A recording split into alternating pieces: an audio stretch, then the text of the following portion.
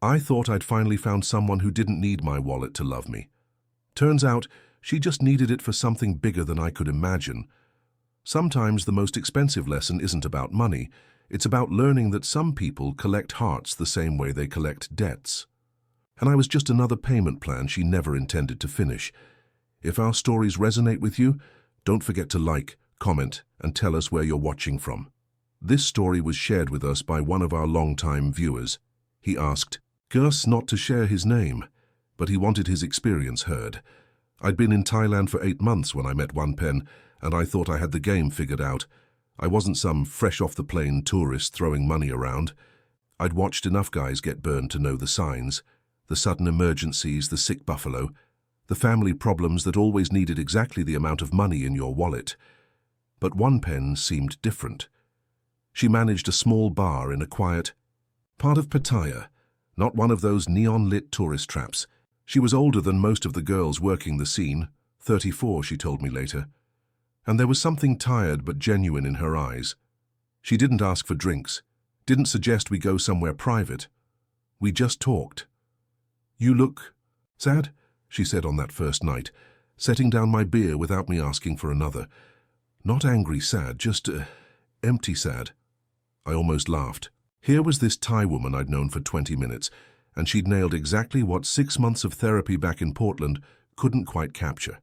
Empty sad. That was it exactly. "Bad divorce?" she asked, wiping down the bar. The place was nearly empty. Just me, an old German guy in the corner, and the soft hum of a ceiling fan that probably hadn't been cleaned since the 90s. "Bad everything," I said. "Lost my job, wife left, kids won't talk to me. The holy trinity of middle-aged failure." She nodded like she understood, not like she was filing away information for later use. Thailand, good place for starting over, but only if you want to really start over. Most Farang, they just want to buy new problems. That should have been my first clue. She was too wise, too direct, but I was lonely and she was beautiful in that understated way that doesn't smack you in the face. Small hands, careful smile, English that was better than she let on. "What about you?" I asked. "You starting over too?" "Always starting over," she said, and something flickered across her face. "Question is, whether starting over or just running away, sometimes hard to tell difference." I came back the next night and the next, not because I was trying to pick her up, but because talking to her felt like the first honest conversations I'd had since landing in Southeast Asia. She asked about my work back home. Insurance adjusting, I told her, investigating claims, figuring out when people were lying about accidents and when they were just desperate. "So you good at knowing when people lie?" she asked. "I used to think so," I said. She smiled at that, but it was a sad smile. Maybe that skill not so useful when you want to believe someone. I should have listened to myself. 3 weeks later, Wonpen suggested we have dinner somewhere quiet. Not at the bar, not at one of the tourist restaurants, but at a little place her aunt ran in a neighborhood I'd never seen. Real Thai food, she said, not the sweet garbage they serve foreigners. The aunt, a tiny woman who couldn't have weighed 90 pounds, sized me up like I was livestock. She and Wonpen spoke in rapid Thai while I sat there smiling like an idiot, catching maybe one word in 10. Finally, the aunt nodded and disappeared into the kitchen.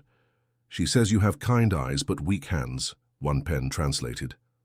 "Means you generous but not good at protecting yourself. Should I be offended? Depends, is she right?"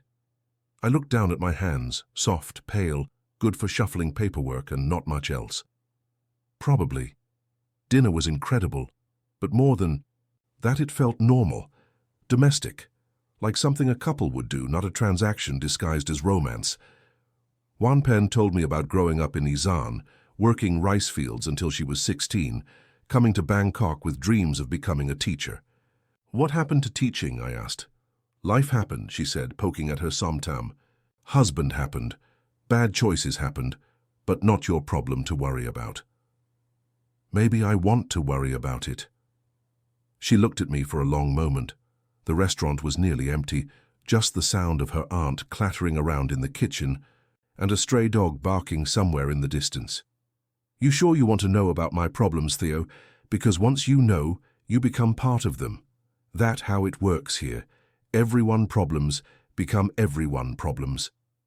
I reached across the table and took her hand. It was smaller than I expected, calloused in places that spoke of work I'd never had to do. "I'm not going anywhere," I said. She squeezed my fingers. Famous last words. But she smiled when she said it, and for a moment I felt like maybe Thailand really could be a place to start over. Maybe this woman who saw through my loneliness could be part of something real. Walking back to my apartment that night, her hand in mine, I felt something I hadn't felt in years. Hope. The dangerous kind. The kind that makes you forget that in Thailand, like everywhere else, when something seems too good to be true, it usually is. 2 months later, one pen moved in with me. It wasn't a big dramatic decision, more like she just started sleeping over more often, until one day I realized her clothes outnumbered mine in the closet, and she'd rearranged my kitchen to make actual sense. "This okay?" she asked one morning, finding me staring at my bathroom counter, which now held more skincare products than I knew existed. "More than okay," I said, and meant it. The apartment felt alive for the first time since I'd rented it. She cooked real food, not the instant noodles and street vendor rotation I'd been living on. She asked about my day. She laughed at my terrible attempts at Thai. But most importantly, she never asked for money. Not when her motorbike broke down. She fixed it herself with help from a neighbor, not when her phone screen cracked. She just lived with it until I offered to replace it. Not when she got sick and missed 3 days of work. She just shrugged and said tips would be lower that month. "You're different from other Farang girlfriends," I told her one evening, as we watched a Thai soap opera I didn't understand, but had gotten invested in anyway. "How you know about other Farang girlfriends?" she teased. "The guys at the expat bar, they're always complaining about money requests, emergencies, families that need help. Maybe their girlfriend's different from me. Maybe they different from you." "What's that supposed to mean?" She turned to face me, serious suddenly. "Some men come to Thailand looking to buy love. Some women here, they willing to sell it. But when you buy something, it not really yours, you just renting. What are we doing then?" "I don't know yet," she said, "but feels different, feels real." That's when she told me she loved me. Not during sex, not when I'd done something nice for her, but during a commercial break while she was painting her nails and I was reading a book about Thai history I'd never finish. "I love you, Theo," she said, like she was commenting on the weather. I looked up from my book. "I love you too." "Good," she said, and went back to her nails. It was perfect in its simplicity. No drama, no tears, no grand gestures, just two people who'd found something real in a place where real was hard to come by. I should have known it was too perfect. I should have remembered what my aunt used to say back in Portland, when life gives you exactly what you want. Start checking the fine print. It was a Tuesday when everything changed. One pen had been quiet for a few days, distracted.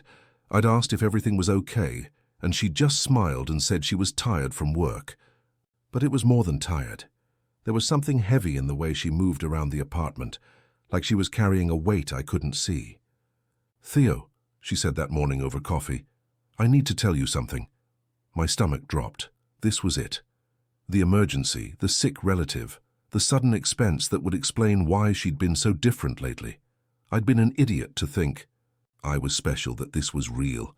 "I'm still married." I set down my cup. "What?" "Married, to Thai man. We separate 3 years ago but never divorce officially. In Thailand, very complicated, very expensive." "Why didn't you tell me?" She looked out the window at the traffic beginning to build on the street below. "Because at first I think, maybe you just another customer. Maybe you stay 1 month, 2 months, then go back to America. Why complicate things? And now? Now, I love you. And you love me. And this problem between us." I felt like I was in a movie where the sound had cut out. My mouth was moving, but I couldn't hear my own thoughts over the rushing in my ears. "So you're not divorced?" "No." "And your husband?" "Lives in Bangkok, has new girlfriend, probably new wife by now, but refuses to sign papers. Says I must pay for lawyer, court fees, everything. He angry because I leave him." "How much?" The words came out before I could stop them. "No," she said quickly. "No, Theo, I don't tell you this for money. I tell you because I'm tired of hiding, tired of pretending I'm free when I'm not free." "But how much would it cost?" She looked at me for a long moment. 60,000 baht. Maybe 70. For lawyer, for court, for all the paperwork. I did the math in my head, about $2,000. Not nothing, but not impossible either. Not for someone who wanted to start fresh with the woman he loved. "I could help," I said. "No." Her voice was firm. "This my problem, I find way to fix." But even as she said it, I could see the relief in her eyes. Not the relief of a scammer who'd finally hooked her mark, but the relief of someone who'd been carrying a secret that was too heavy to bear alone. At least that's what I told myself. For 3 days we didn't talk about the divorce. One pen went to work. I went to the coffee shop where I spent most of my days reading and pretending to work on the book I'd never write. We cooked dinner together, watched TV, made love with the careful tenderness of people who weren't sure what they were to each other anymore. But I couldn't stop thinking about it. 60,000 baht, $2,000. I had the money. My divorce settlement had left me with enough to live comfortably in Thailand for years if I was careful. What was $2,000 against the possibility of real happiness? "You're thinking too much," One Pen said Thursday night, running, her fingers through my hair as we lay in bed. "I can hear your brain working. I want to help you. I know. Why won't you let me?" She was quiet for so long I thought she'd fallen asleep. Then, "Because what if you help me, and then 6 months from now, you decide Thailand not for you. You go back to America, and I hear with divorce that cost me nothing but mean nothing. Too. I'm not going anywhere. Everyone says that. I'm not everyone." She rolled over to face me. In the dim light from the street, her face looked younger, more vulnerable. "In Thailand we have saying, when someone gives you fish, you eat for 1 day. When someone gives you fishing pole, you eat for life. But when someone gives you money for fish, you become person who needs money for fish." That's a terrible saying. She laughed despite herself. "Yes, very terrible, but true. What if it wasn't just me giving you money? What if it was us investing in our future? Theo, hear me out. We're partners, right? We're building something together. This divorce, it's not just your problem anymore, it's our problem. Because I can't fully be with you while you're still married to someone else." I watched her process this, saw the moment she started to believe it might be true. "You would do this?" she asked. "Even though we only together few months?" "I've been married before. I know the difference between infatuation and love. This is love, One Pen. This is worth fighting for." She kissed me then, soft and desperate. "Okay," she whispered against my lips. "Okay, but we do it proper way. We go to lawyer together.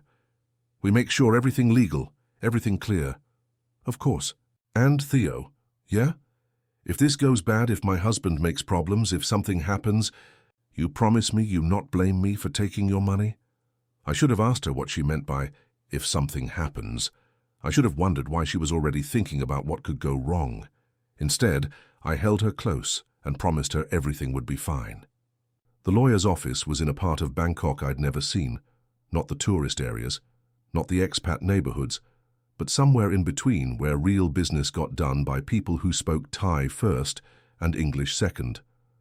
One Pen had found him, through a friend of her cousin, someone who specialized in complicated situations. Kun Prasert was a small, neat man with wire-rimmed glasses and the kind of patient smile that comes expensive.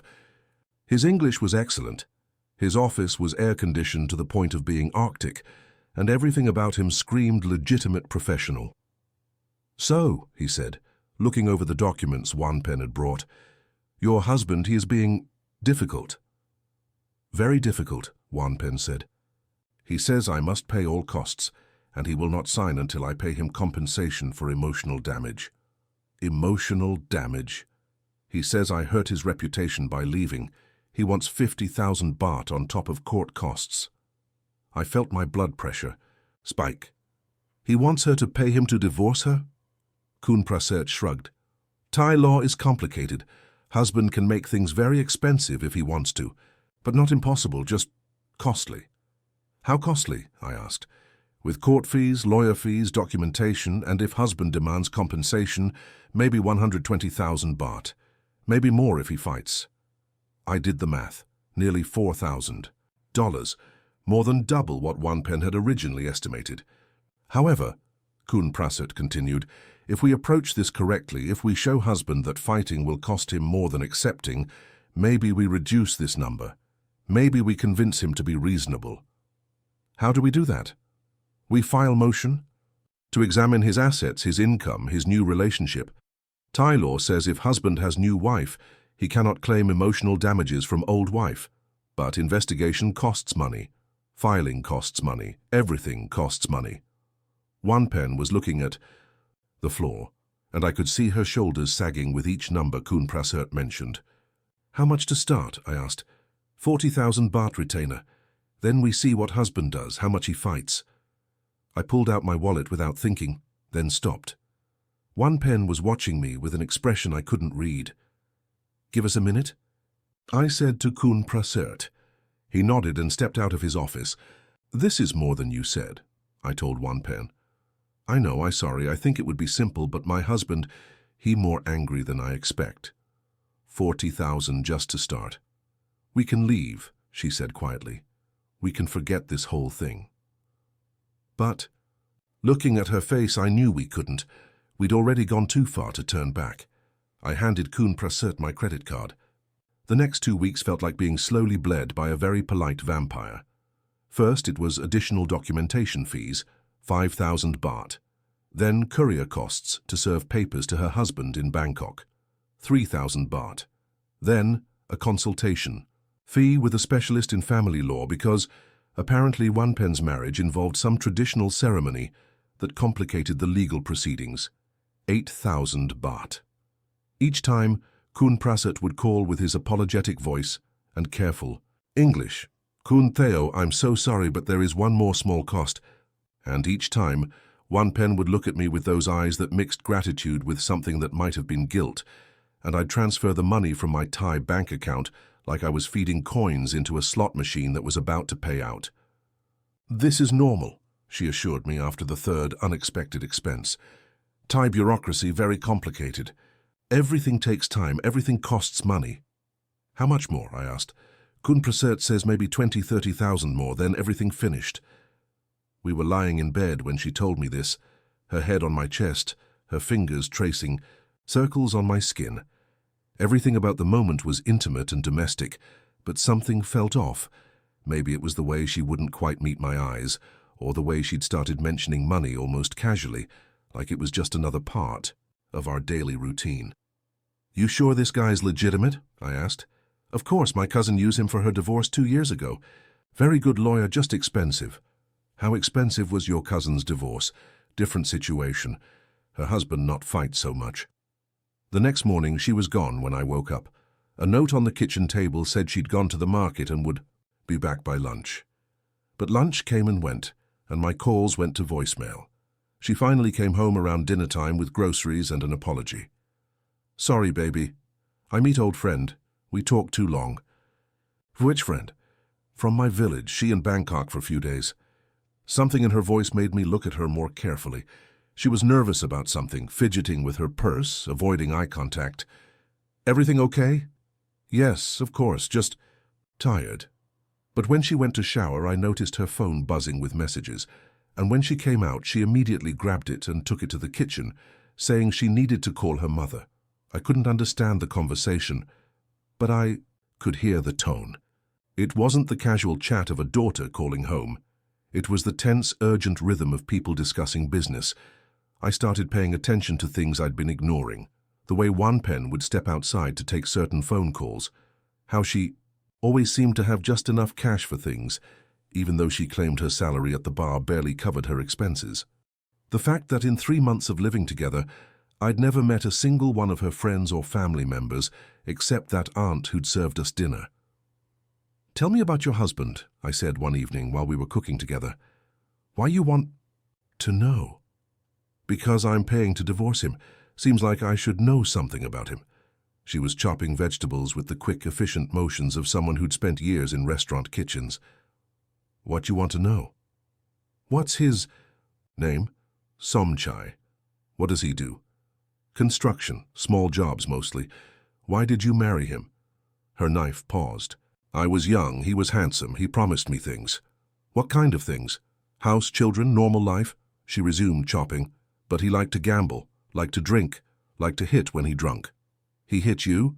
Few times. That's why I leave. I put my hand on her shoulder, felt her lean into the touch. I'm sorry. Not your fault. Is that why he's being difficult about the divorce? Because he's still angry? Maybe. Or maybe because he see opportunity to make money. Thai men, when foreign man involved, they think foreign man have lots of money. Do I have lots of money? She looked at me then, really looked at me. More than most people here. But not rich, right? Right. Comfortable but not rich. Good. Rich men have different problems. That night I lay awake, thinking about everything she'd told me. Her story made sense, but it also felt rehearsed somehow, like she'd told it before. And there were gaps. 3 years separated from her husband. But she'd never mentioned trying to divorce him before now. Never mentioned why it suddenly became urgent. The next day I did something I'd never thought I'd do. I hired a translator and started trying to understand what Kun Prasert's documents actually said. Most of it was legal jargon that even the translator struggled with, but one phrase kept appearing: contested dissolution with asset dispute. When I asked what that meant, the translator explained that it wasn't just a simple divorce case. According to the papers, Somchai was claiming that one pen owed him money. A lot of money. How much? I asked. Hard to say exactly, but the number here may be 300,000 baht, $10,000. For what, the papers didn't specify, but suddenly the legal fees didn't seem like the random bureaucratic expenses Kun Prasert had made them out to be. They seemed like payments in a much larger and more expensive game.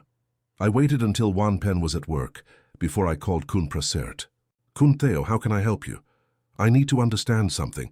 The papers you showed us, and they mentioned that Somchai is claiming my girlfriend owes him money, a lot of money. Silence on the other end. Then, yes, this is complication. I mentioned. No, you didn't mention it.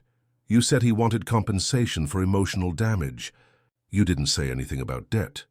I try not to worry you with details that may not be important. 300,000 baht sounds pretty important. Another silence. Where you get this number? I had the documents translated. Ah. I could almost hear him thinking. Yes, husband claims that Kun Wanpen took money from family business when she left. Claims she must repay before divorce can proceed. What family business? Small restaurant. Husband says she was partner. Took money when business was struggling. Is that true? Very difficult to prove either way. Thai family business, many things not official, not documented. But if husband insists on fighting this claim, how much are we really talking about here? Total cost? If husband fights everything, if court sides with him on debt claim, maybe 500,000 baht total. $16,000.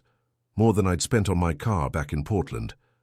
And if we don't fight it, then maybe we negotiate. Maybe husband accepts less money, agrees to divorce for smaller payment. How much smaller? I think maybe we settled for 200,000 baht, plus legal costs, $8,000, plus the 3,000 I'd already spent. I need to think about this, I said. Of course.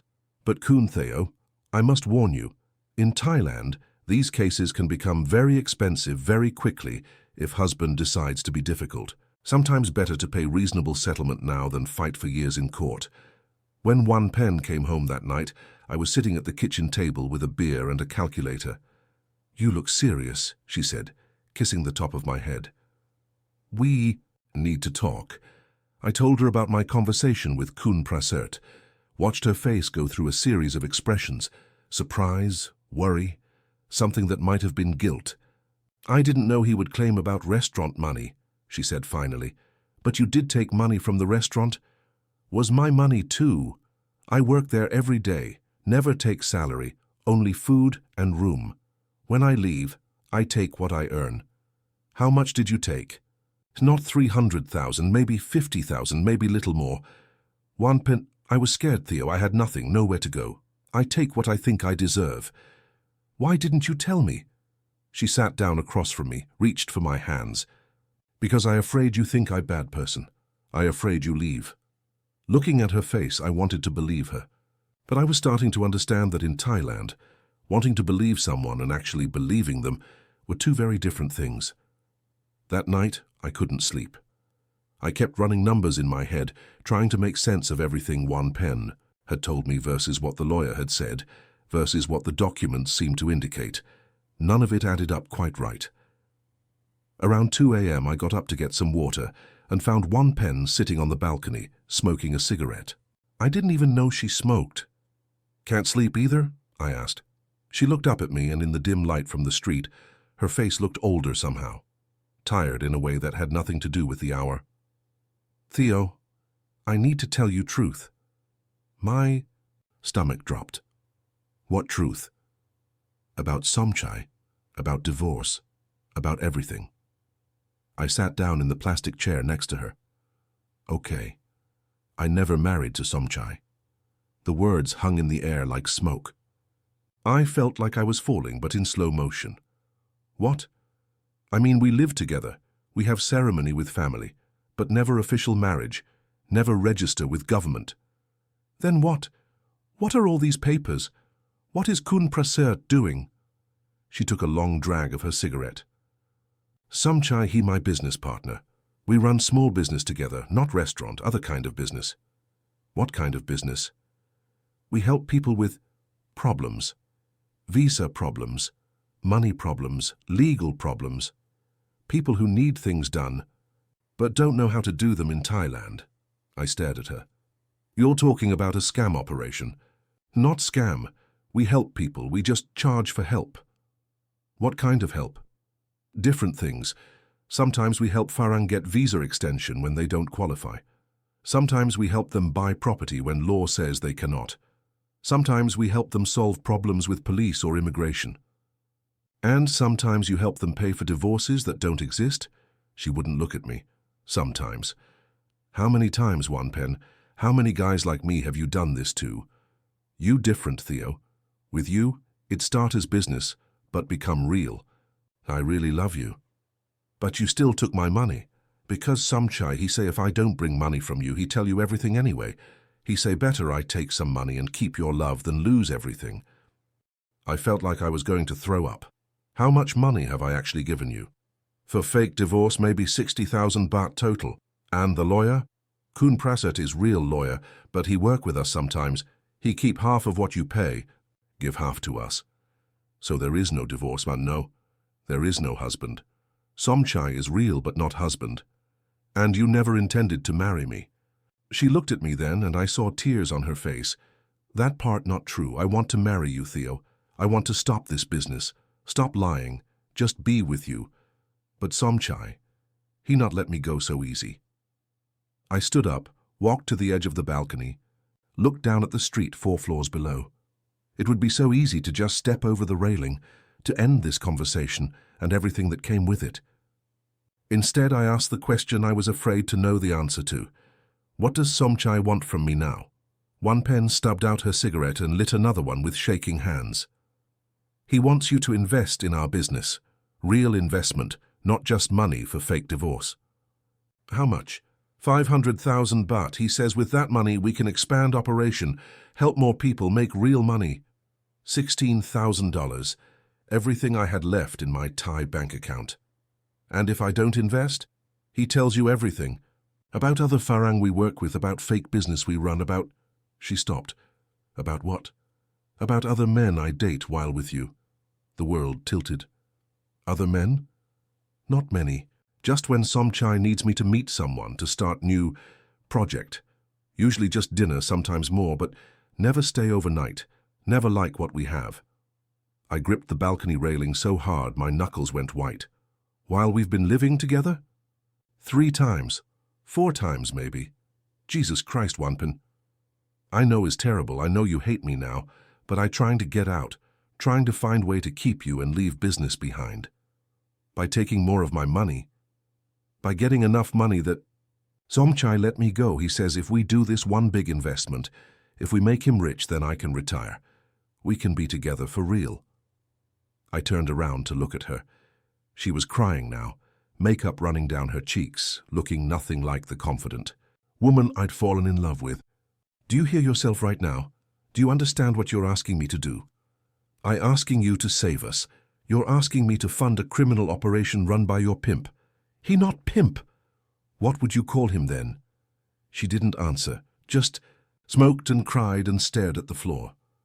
How many guys like me are there right now? I asked. What you mean? Right now, tonight. How many other Western men are in love with Thai women who are part of this business? I don't know exact number. Guess? Maybe 10, maybe 15. And they all think their girlfriend loves them. Some of us do love them. Love is complicated, Theo. Business is business, but feelings can be real too. Not real enough to stop lying to them. Real enough to feel terrible about lying to them. I walked back into the apartment, started pulling clothes out of the closet and stuffing them into my suitcase. What you doing? What I should have done months ago. Theo, please, we can figure this out. We can find a way to make this work. There is no we, One Pen.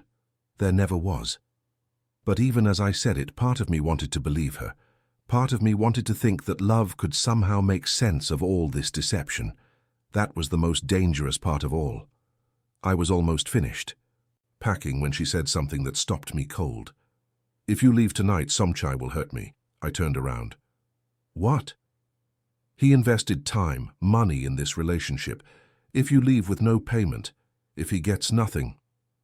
She touched her cheek. He has temper. Then come with me. Where? Back to the States, we'll figure it out.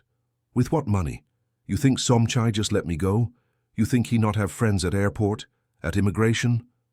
I sat down on the edge of the bed. My suitcase was half packed. My passport was in my hand, but suddenly leaving felt more complicated than staying. What are you asking me to do, One Pen? I don't know. I just know if you leave tonight, everything becomes very bad for me very quickly. And if I stay, maybe we find different solution. Maybe we run away together, go somewhere Somchai cannot find us. With what money? Your money. Money you were going to spend anyway. I looked at her sitting there in her pajamas, mascara smeared, cigarette ash on her shirt, and tried to see past the lies to whatever truth was underneath. Was she scared? Was this just another manipulation? Was love even possible in a situation this twisted? Tell me something true, I said. One thing that's completely true. I love you. That's not enough anymore. I know. She was quiet for a long time. Then, when I was little girl, my father left my mother for younger woman. My mother. She becomes very hard, very angry. She tells me every day men will always leave, so make sure you get something before they go. I learned this lesson too well. And now? Now I meet you. And I think maybe mother was wrong. Maybe some men different. But by time I realized this, I already too deep in lies to climb out. I closed my suitcase, but I didn't zip it up. If I give Somchai the money, I said. If I invest in this business, what happens to us? I don't know. Maybe he keeps his word. Maybe we can be together. Maybe he decides he wants more money and this never ends. That's not exactly a ringing endorsement. I'm tired of lying to you, Theo. Truth is, I don't know what happens. I just know what happens if you don't give him money. I stood up and walked to the window. The street below was empty, except for a few stray dogs and a security guard smoking. Outside the 7-Eleven, normal people were asleep, dreaming normal dreams, dealing with normal problems. There's a third option, I said. What? I give you enough money to disappear, not to Somchai, to you, enough to get out of Thailand, start over somewhere else. He would find me. Not if you were smart about it, not if you really wanted to disappear. She was quiet for so long I thought she'd fallen asleep. When I turned around, she was staring at her hands. How much? She asked. 100,000 baht. Enough for a ticket anywhere, enough to live for a few months while you figure things out. And you? I go back to Portland, pretend this never happened. You could do that, just forget? I looked at her face, memorized it one more time. I could try. I woke up alone. The space next to me in bed was cold, like she'd been gone for hours. Her clothes were gone from the closet, her toiletries missing from the bathroom. The only sign she'd ever lived there was a coffee cup in the sink and a note on the kitchen table. Theo, thank you for everything. I took 50,000 baht from your wallet. I know you said 100,000, but I don't want to take more than I need. Maybe someday you understand why I couldn't take your offer to run away together. Some prisons you build yourself, and some prisons other people build for you. I don't know which kind I was in, but I know I couldn't bring you into it with me. I hope you find someone who can love you the way you deserve. W. I counted the money in my wallet. She'd taken exactly 50,000 baht and left the rest. Even in stealing from me, she'd been honest about the amount. My phone buzzed. Text message from a number I didn't recognize. Kun Theo, this is Somchai. I think we should meet. Wanpen told me you are a reasonable man who wants to help. Maybe we can work something out that is good for everyone. I deleted the message without responding. Another text, 10 minutes later. I know you are angry, but please consider, you have been in Thailand only few months. I have been here my whole life. I know how things work. I can make your life very easy or very difficult. I turned off my phone. 3 hours later, there was a knock at my door. I looked through the peephole and saw a Thai man in his 30s, well-dressed, smiling. He looked nothing like the criminal. Mastermind, I'd imagined. He looked like someone's accountant. I didn't open the door. Kun Theo, he called through the door. I just want to talk. No problems, no threats, just business discussion between gentlemen. I packed the rest of my things in silence, threw everything into 2 suitcases and a backpack, called a taxi to take me to the airport, booked the first flight to anywhere that wasn't Thailand. As the taxi pulled away from my building, I saw Somchai still standing by the entrance, smoking a cigarette and watching the traffic. He looked patient, like someone who was used to waiting. My phone, which I'd turned back on to call the taxi, buzzed with one final message. Have good flight, Kun Theo. Thailand will be here when you are ready to come back and be more reasonable. I turned off the phone and didn't turn it back on, until I was somewhere over the Pacific Ocean 12 hours later. Portland looked exactly the same, but everything felt different. The coffee was too weak, the people were too polite, and nobody tried to scam me out of anything more expensive than an oversized latte. I rented a studio apartment in the same neighborhood where I'd lived before Thailand. Got a job doing insurance consulting for a firm that didn't ask too many questions about the 8-month gap in my resume. My friends wanted to hear stories about Thai beaches and temple visits. They wanted to know if I'd met anyone special. I told them Thailand was beautiful but complicated, and left it at that. For 3 months, I didn't think about Wanpen, or I told myself I didn't think about her. But I found myself checking Thai news websites, scanning the bar districts on Google Street View, wondering if she'd made it out or if Somchai had found her. Then one day I got an email from an address I didn't recognize, theodoreinsurance.managmail.com. Theo, I hope you are safe and happy back in America. I am in Malaysia now, working in hotel restaurant. Not exciting work, but honest work. I wanted you to know that I used money you gave me to get away from Somchai, not to pay him. Maybe you already know this was right choice. I also wanted to say sorry for lying to you for so long. You were kind to me when you didn't have to be, and I repaid kindness with deception. This is not who I want to be anymore. I don't expect you to forgive me or to write back. I just wanted you to know that loving you taught me difference between surviving and living, even if I had to lose you to learn it. Wanpen. I stared at the email for an hour before deleting it. Then I went to my deleted folder and stared at it for another hour before deleting it permanently.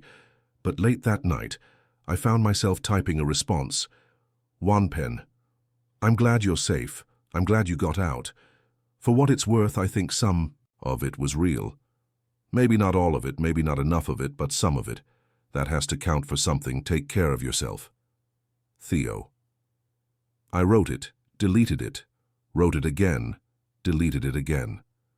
Finally, I closed my laptop and went to bed. Some conversations are better left unfinished.